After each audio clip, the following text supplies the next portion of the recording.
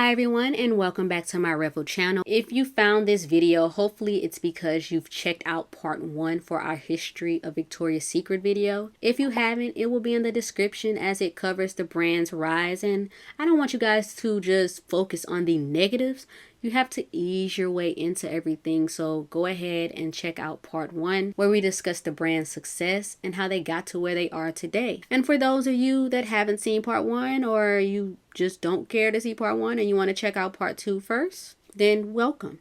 Because today we will discuss and cover the brand's controversies and the many things that were overlooked in the rise of Victoria's Secret's success. I also want to point out that this history series is not to bash Victoria's Secret, but is to inform many of us of the company's dealings and to teach us of what to be aware of. Basically make the fashion industry and the world as a whole a safe space for everyone. I just had to get that disclaimer out there. Now let's go ahead and get into the video. Statista.com states that by 2016, Victoria's Secret had 1,177 stores with the net sales of over $7 million.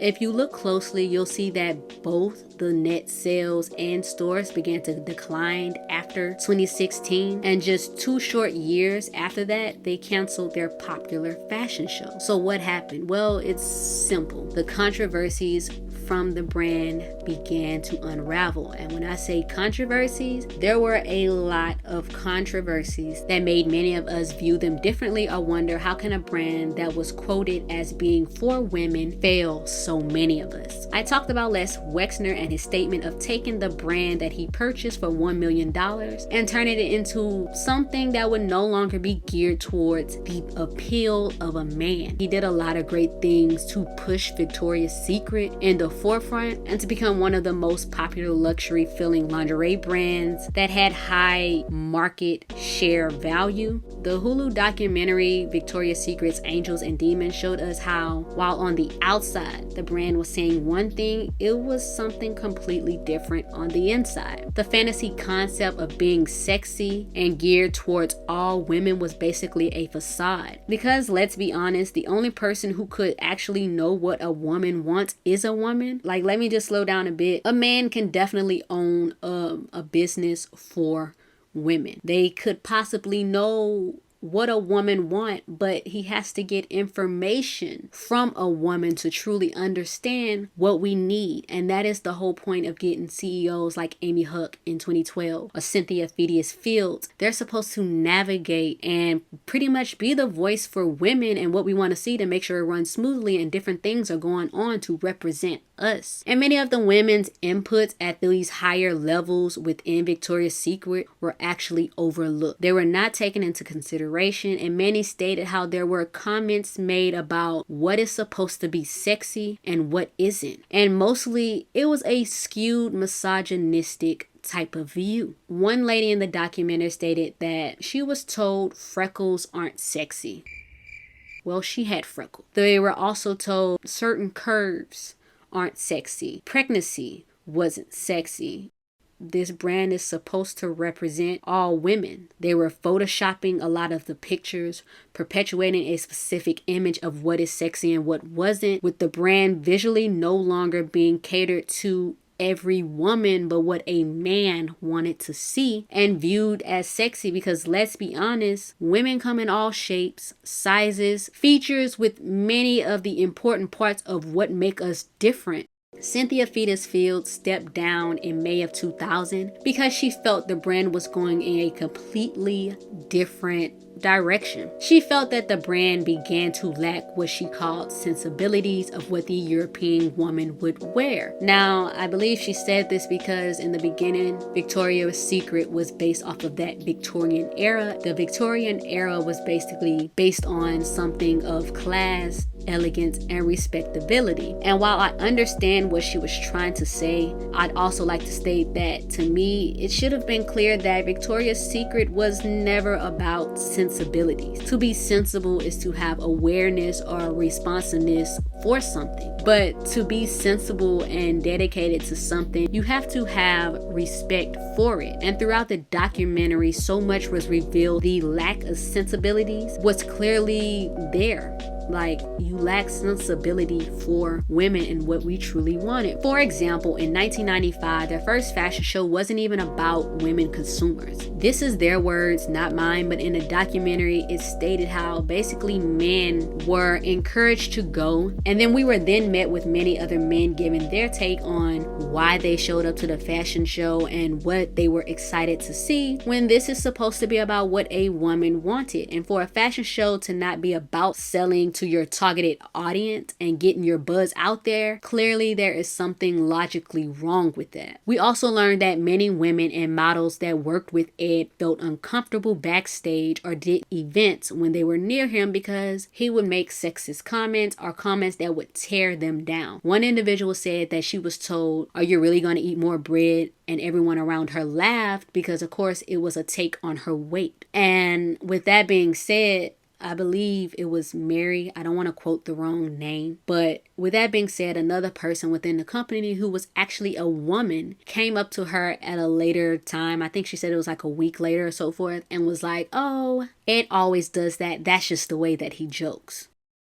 Many people are suffering from the need to have the perfect body, and Victoria's Secret contributed to that with Photoshop, the models they chose, and etc. We see this on social media today, and it has definitely caused problems for millions of people. It's kind of sad that that's the only image we'll see from Victoria's Secret, and I can actually speak to it because you're going through the malls, you're going through the stores, you're seeing different imagery, and I can say as a young girl, I was an athlete and I didn't have chest, and you would see that and I'll be like, to this day I still don't have chest, I'll be honest.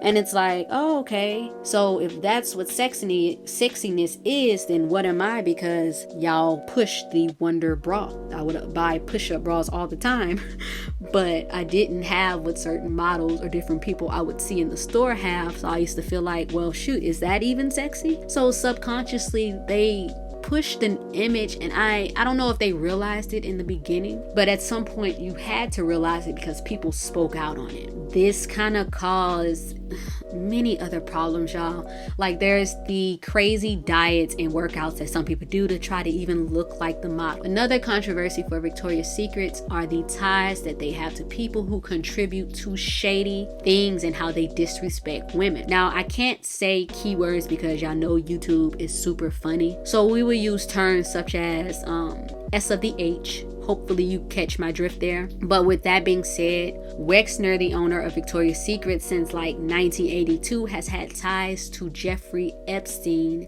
since 1986. Epstein is considered to be Wexner's financial advisor, but he was sketchy. And many people have spoken out about telling Wexner, don't trust Epstein. And this was long before like 1993. So to hear Wexner's statements in like the years 2007, 2009, where he basically said if anyone is caught doing anything unethical or of, S of the H, then he will terminate them immediately, basically cutting all ties. I'm going to give you a quick run through of Epstein's shady history that was broken down not just in the media but in the documentary. In 1993, he allegedly S of the A'd a model. It is alleged that he was luring models to his home with promises of becoming a model or having connections with Victoria's Secret, and he was never fully with Victoria's Secret. He was just Wexner's financial advisor. Wexner was made aware of this by multiple people, with one individual stating that she went to Epstein and she stated that someone has come to me saying that someone is acting as a talent scout for Victoria's Secret and it is Epstein, and Wexner said that he would handle it. There is also another lawsuit about Epstein in 97. Then there's New Albany, Ohio, the town that Wexner created. Well, it's alleged that Epstein and Wexner's wife S of A'd a young lady. I also wanted to point out that the home it happened at is Epstein's house, but it was located on Wexner property. Review the documentary if you want to know more about that topic. In 2005, he S of A'd a 14-year-old girl. There were 5 other victims and 17 witnesses. Wexner didn't disassociate Epstein from himself or his brand until 2007. That is literally 14 years after the first allegations. But we're going to leave that there. It was also proven that Epstein did do something and his longtime significant other went to jail for it before Epstein, did what he did to himself. But Wexner claims he didn't know anything about it. There's way too many things that came out in the media and the documents and documentary that correlate. And I personally believe he just turned a blind eye to it because of the benefits that Epstein brought. Not sure what the benefits may have been. I can't really say what that is because that would just be speculations, honestly. So I don't want to get too far into that. Then there's Victoria's Secret Pink, which was under fire for childlike aesthetics. Now I get it. Some people are going to say it's made for teens and tweens. That's understandable.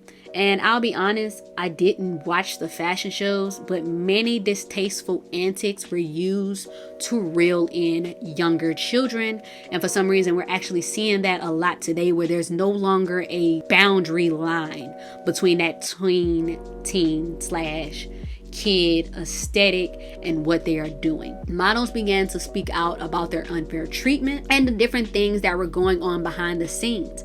In the last video, I talked about how sales for Victoria's Secret dropped around 2016, and that was mainly due to the Me Too movement, the controversies, and the new brands that were more inclusive when Victoria's Secret wanted to stick to their misogynistic culture. Wexner was also slow to change during this time. He's very hands-on, so both Wexner and Ed didn't take the women's thoughts into consideration, and everything that women were telling them to do were now being done by their competitors.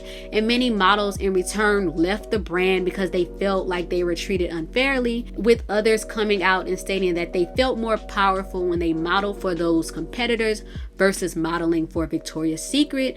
And I'll be honest, that pushed the brand further back, making Victoria's Secret feel so out of touch. So to add icing on the cake, Ed Razek didn't help Victoria's Secret either when he did a Vogue interview in 2018. So this was, a couple of years after everything with the numbers dropping. They had just got rid of the fashion show, and they did the Vogue interview and he said some things. Well, I just feel like I'm gonna let you guys read that. That will be in the description box. But everything that this man said backfired, and I understand why.